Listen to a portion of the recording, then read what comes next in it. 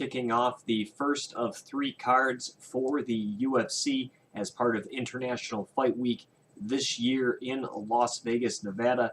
It's UFC Fight Night 90, streaming live on the UFC Fight Pass on Thursday, July 7th. 4 fights will be featured on the main card, starting first in the 155-pound division as Mitch Clark will be taking on Joe Duffy. It's been a while since Mitch Clark has been inside the octagon. In fact, over a year. His last fight was a loss to Michael Chiesa at UFC Fight Night 63, and so far in the UFC he has put up a record of 2 wins and 3 losses. However, he does have a victory over Al Iaquinta. That was back in May of 2014, where he submitted the Long Island product in the second round.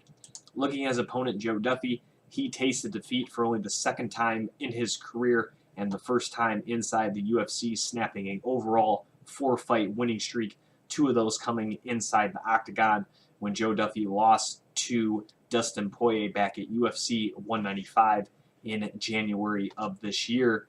And in that fight against Dustin, he wasn't doing good in the transitional part of the game, transitioning from striking to grappling, and Dustin Poirier was able to capitalize that, get the fight to the ground. And even though Joe Duffy does have good submissions, most of his wins by submissions, 9 of 14, I think maybe got a little too comfortable on his back against a guy like Dustin Poirier, who at 155 pounds has, I don't know if he has more power, but because of that weight cut that he doesn't have to do anymore, he's able to throw harder and able to throw more often, and he doesn't have to worry about his conditioning as much, being up 10 pounds. So that's a dangerous dude to have on top of you.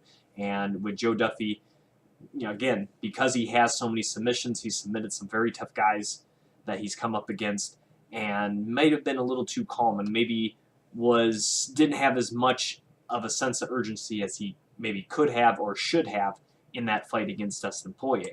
And Mitch Clark, solid fighter, 7 of 11 wins by submission, definitely more of a grappler. I think standing up with his boxing background, Joe Duffy definitely is the better stand-up fighter. Submission-wise, they're probably pretty even.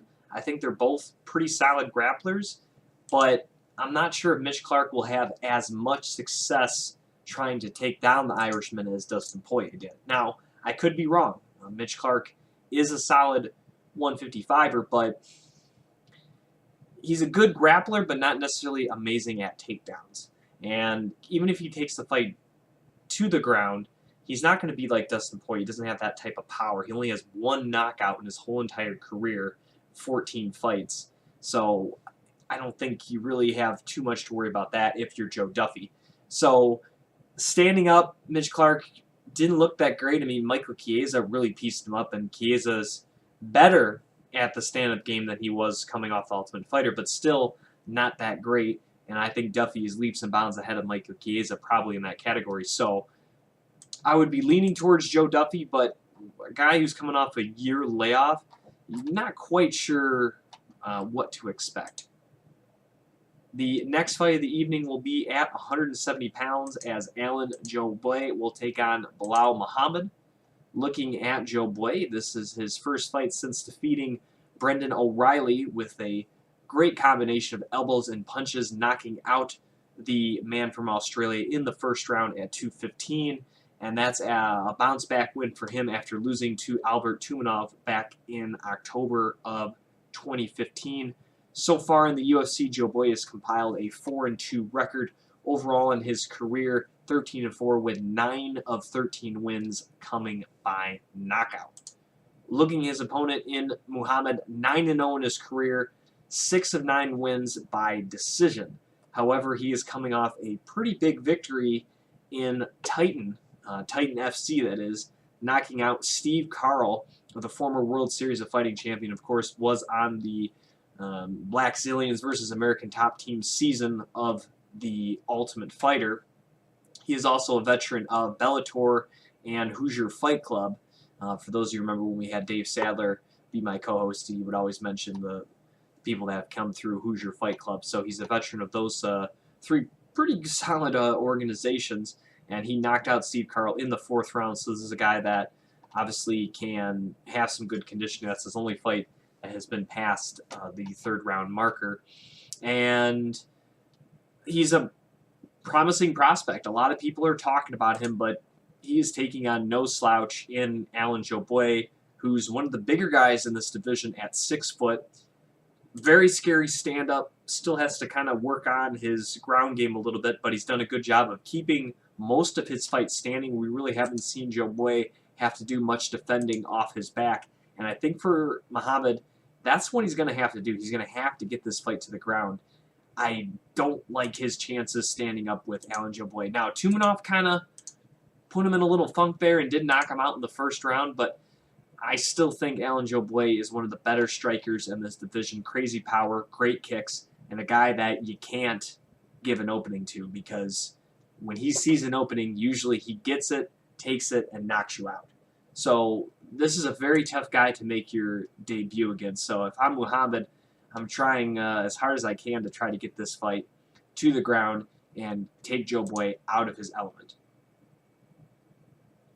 The co-main event of the evening will be in the heavyweight division, as the Black Beast Derek Lewis will take on Roy Nelson. These two guys have some incredible power in the heavyweight division. Of Derek Lewis's 15 victories, 14 are by knockout. And Roy Nelson, of his career 21 victories, 13 are by knockout.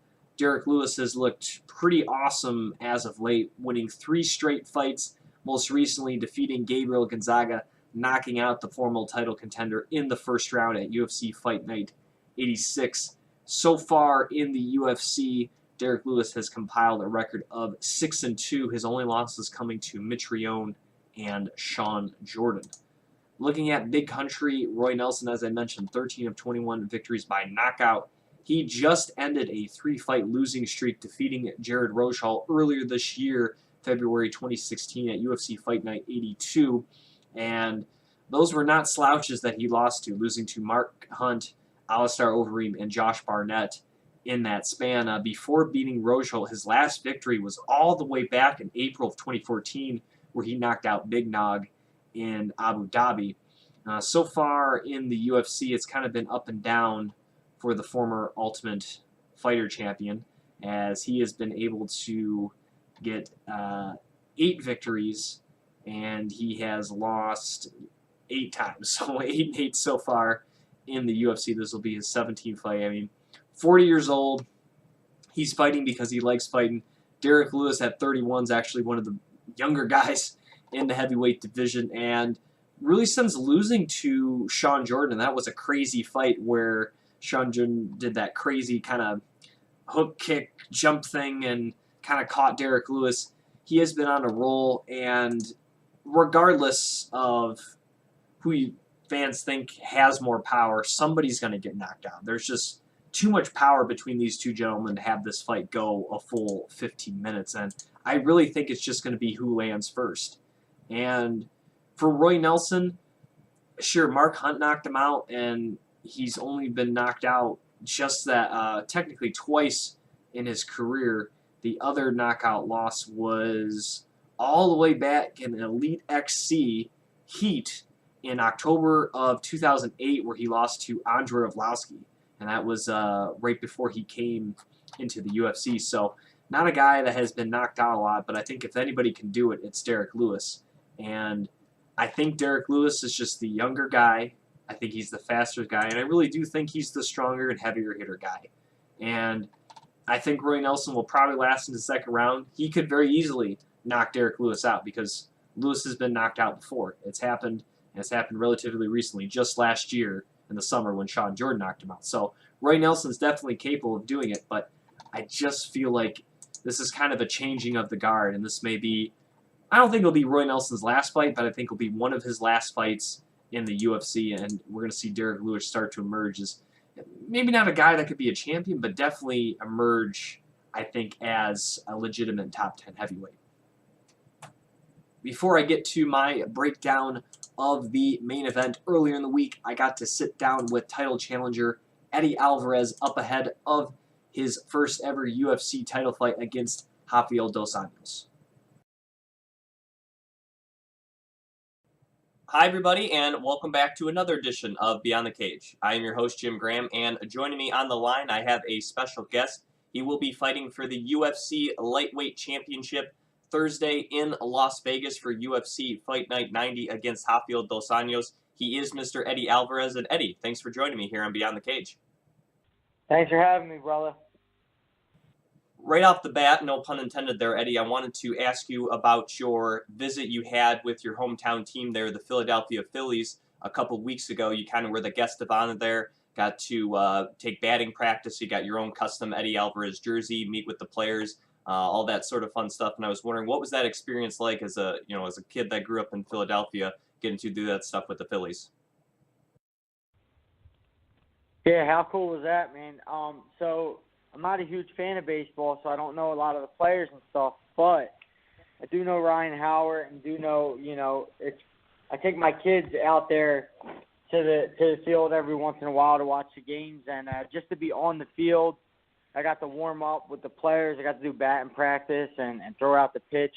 It was definitely an experience I won't forget, and they made me my own jersey and stuff, so something cool to hang on the wall at Man Cave, Absolutely. And do you root for any of the other Philadelphia teams, like the Sixers or Eagles or Flyers or anything? I root for every Philadelphia team. I'm a hometown boy. It's tough for me to, with the training and with 4 children, to sit down and watch anything on TV. So to be a fan or be committed to another sport other than MMA and my kids, there's really much time left in the day. Now, considering the way the city of Cleveland kind of gave Stipe Miocic a great honor, not only kind of having a ceremony for him at the Cavaliers game, they also had him lead the Cavaliers championship parade.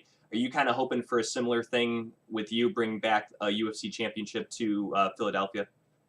I know how proud the city of Philadelphia is and all its athletes and for anybody who's going out on the world stage and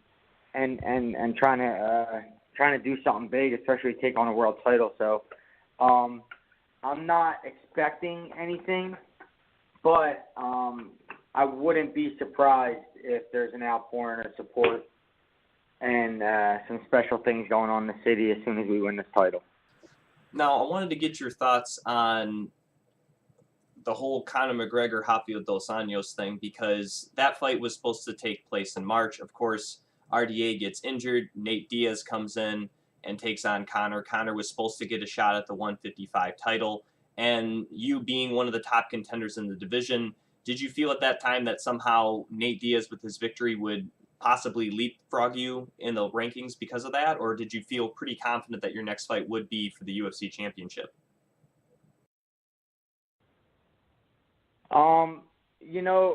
After that fight, you never know. This game is largely based on perspective and not really what is. It's really about what everyone thinks, not what things actually are. So, yeah, you would expect the whatever's going to make the most money leapfrogs whatever isn't making the most money. So I could expect things like that, but things fall into place the way they did, and now we have an opportunity to grab at the world title and get it in our hands, something we've been looking forward to since the very beginning of my fight career, and we're not going to let it slip. So whatever plans everyone else has, they're going to have to plan around Eddie Alvarez being the lightweight champion, and that might throw a wrench in things, but that's what's going to happen. Now, I wanted to get to your last fight that you had against Anthony Pettis in Boston, and you were able to do a good job of tying him up and not allow him to explode into those crazy kicks that he is capable of. And was that the game plan for you, to tie him up against the cage, try to wear him out, and not allow it to uncork one of those Showtime kicks that he's capable of? Well, I mean, look, there's certain guys in the division who are just really good at one thing. They're not necessarily mixed martial artists. They're just good at one thing, and if they're matched up stylistically right, they can look like world beaters to everyone. And then everyone can jump on the bandwagon and say, this is the greatest guy in the world. But it's important for the veterans in the division to expose these guys and let them know what they're for. You know what I mean? That they're not mixed martial artists. That they're just one trick guys. They have one thing that they do well, and if they're matched up well, they can continue to do really good in the division. But when they get against a guy who is able to do what I did to him, it's not much of a fight at all. It can become very simple to beat a guy like that. So it was important to show that, and important to let the world know that this is a sport of many things, not just one attribute or one art. Now, heading into this fight against Rafael dos Anjos, of course, he's coming off an injury. He's been out for a few months now. So do you expect him to come out maybe a little slow because of that, or do you expect him to come right at you from the start? I'd rather him come right at me and let's get this on underway. The more fast and furious this begins, the more I'll be able to the faster I'll be able to settle into the fight and have a good time with it. If we have a long, drawn out, feeling out process, it just takes longer to sort of get comfortable and have fun in there. So if it can come out fast and furious and knock the nerves off and get that all out of the way, then I'm all for it. With his background in jiu-jitsu and, of course, so far being champion, he's really liked to grind on people, especially looking at his fight against Anthony Pettis. So do you expect him to try to take you down early, or do you think that he will try to stand and trade with you?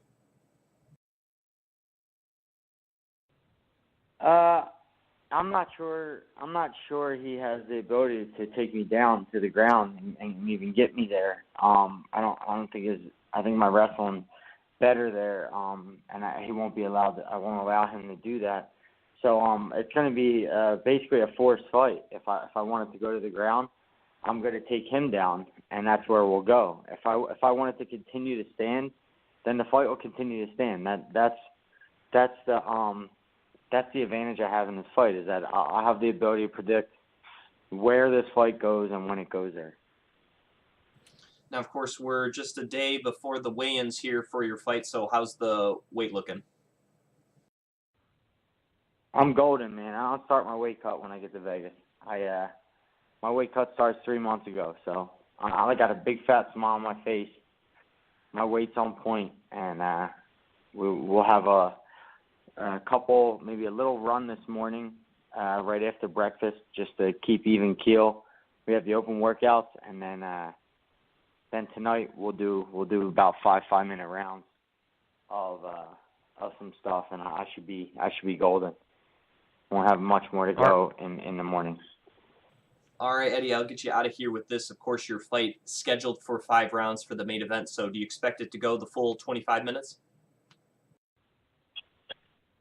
No, I don't. But if it does, we're totally prepared for it. But no, I don't. I think given my past and my violent nature and his present and his violent nature, I think one of us I'm gonna land something big. He's gonna make a mistake, and he's either gonna go out on his completely out, or maybe I stun him and then I can scoop up a submission on a guy who's wounded. So that's where my mind's at. That's where I think we can finish this fight. Once again, he is Eddie Alvarez, fighting for the UFC title Thursday on Fight Pass. You can follow him on Twitter at @EAlvarezFight. And Eddie, thanks again for coming on the show. I really appreciate it and look forward to your fight on Thursday night. Thank you, brother. Once again, that was UFC lightweight contender Eddie Alvarez right here on Beyond the Cage. Looking now at my breakdown for the main event of UFC Fight Night 90. As you just heard, Eddie Alvarez is set to take on Rafael dos Anjos. And looking at Eddie, 27-4 in his career, 14 of 27 victories by knockout. So far since coming over to the UFC from Bellator, 2-1, 2-fight win streak, defeating the likes of Anthony Pettis and Gilbert Melendez in his last 2 fights. Overall, since going back to April of 2012, he has won 5 out of his last 6 fights. His only loss coming to another former title challenger, Donald Cerrone. And speaking of Donald Cerrone, that was Dos Anjos' first successful title defense as he knocked out the Cowboy in just a minute 6 into the first round at UFC on Fox 17 back in December of 2015. And since a loss to Khabib Nurmagomedov in April of 2014, Dos Anjos has won 5 consecutive fights, defeating the likes of Ben Henderson, Nate Diaz, Anthony Pettis to win the title, and of course the aforementioned Donald Cerrone, and he's beaten Cerrone twice now. And really, even if you kind of go back further to May of 2012, he has won 10 of his last 11 fights, that being Dos Anjos, now training with King's MMA over there in Huntington Beach, California. And despite the size difference, as Alvarez is listed at like 5'10", 5'11", just 5'9" for the champion, Alvarez definitely a very big lightweight, in my opinion. You know, maybe not the tallest guy, but definitely a solid 155. And Dos Anjos, 25-7 in his career, 12 of 25 victories by decision, and I think that is a huge factor. I'm not saying that Eddie Alvarez has bad conditioning, but Dos Anjos, to me, is built for a 5-round fight. I'm not sure if Eddie Alvarez can keep up with a guy like Dos Anjos for 5 rounds. Now, he has went into the 4th round in his first fight with Michael Chandler and went, obviously, to a 5-round decision when he finally beat Michael Chandler a couple years later. But I think the pressure and the ability to grind is different than what Michael Chandler brings. Michael Chandler is bringing more power doubles. He's trying to... I think he has a little more power than Dos Anjos. He's really trying to hit you with a lot of damage, where Dos Anjos will grind, you know, hit you in different spots, and also will work for some submissions, whereas Michael Chandler doesn't really do that. And Eddie does have good, solid takedown defense. I think he does. But he hasn't really faced a guy, at least so far in the UFC, that has really tried to take him down and really tried to push the pace of the fight in that direction. Donald Cerrone battered him with leg kicks, and he wasn't able to get inside and avoid those kicks. Against Gilbert Melendez, they both kind of had, to me, a lackluster fight at very high elevation, and neither of them could really do much and were gassed by the 2nd round. And the 3rd fight that he had in the UFC, Alvarez just did enough to tie up Anthony Pettis and not allow him to throw those crazy kicks, because I think Alvarez was worried about Pettis doing a similar game plan to Donald Cerrone. So I think he's the better stand-up fighter. But Dos Anjos, in the fights that he has kept his standing, I think has shown that he's a solid striker himself. I mean, if you go back to the Nate Diaz fight, he brutalized Nate Diaz with leg kicks, just about tore Nate Diaz's leg off. And that is something he could very well do in this fight if he wants to. I think he can mix up the leg kicks. I think he can go for takedowns.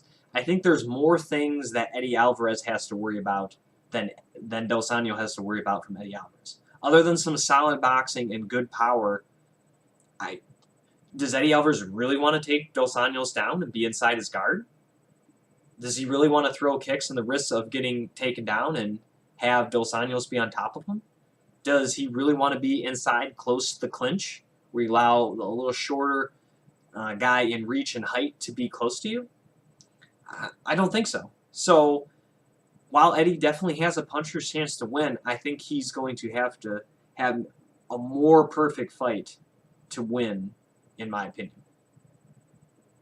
With that said, I'm going to get to picks for UFC Fight Night 90. Starting first in the lightweight division, as Mitch Clark will be taking on Joe Duffy. I don't like the layoff here for Mitch Clark, and in the fact he's taking a guy I think is just better than him in Joe Duffy, and I think who is hungry to get back into the win column after that loss to Dustin Poirier. So give me Joe Duffy to win this one. Alan Joboy against Bilal Muhammad. Muhammad definitely is a bright prospect. I think is not that far behind Alan Joboy, to be honest. But I think this is a tough spot to make your debut in. Even though it's a Fight Pass card, it's still the main card, and you're still taking a guy who's super talented and has legitimate one-shot knockout power. So I'm going to go with Alan Joboy in this one. Looking at the co-main event of the evening in the heavyweight division, Derek Lewis against Roy Nelson. Big Country, he can win a fight with just one punch, but I think it's Derek Lewis's time to shine. I think he's going to be a little bigger, stronger, and faster than Big Country, so give me the Black Beast to win in this one.